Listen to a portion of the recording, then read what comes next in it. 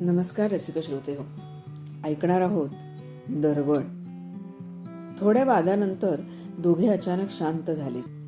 संध्याकाळच्या गारव्यात दोघेही मौन लेऊन चालत होते.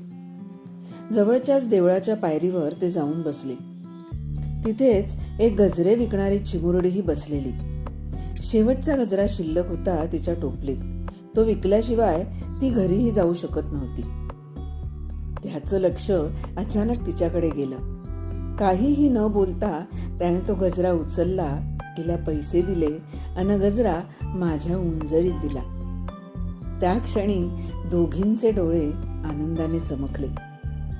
एक सुंदर हास्य एकाच वेळी तिन्ही चेहऱ्यांवर आलं. आता तिची टोपली रिकामी होती आणि माझी ओंजळ भरलेली. आमची सुखाची व्याख्या एक होती, पण परीघ वेगवेगळी. तिच्या सुखाचा परीघ टोपली इतका, माझ्या सुखाचा परीघ माझ्या तळहाता इतका आणि त्याचा माझ्या डोळ्याइतका. कधी कधी कुणाला रीतेपणात सुख लाभते, तर कधी कुणाला भरलेल्या उंजळीत.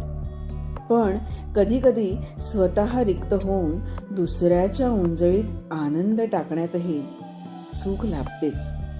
आणि कधी हेच सुख दुसऱ्याच्या डोळ्यात बघतानाही लाभते. काहीही असलं तरी एकाच वेळी 3 जणांना खुश करण्याची ताकद मोगऱ्यात उपजत असावी इतकं नक्की. शेवटी दरवळ हा फुलांचा नाही, तर भावनांचा आणि नात्यांचा असतो. पटतंय का रसिक हो? खरोखरच दुसऱ्याच्या चेहऱ्यावरचा आनंद आणि त्यात मिळणारं सुख आणि समाधान हे नक्कीच मनाला आणि त्या नात्याला आपलंसं करणारं असतं. काय वाटतं तुम्हाला?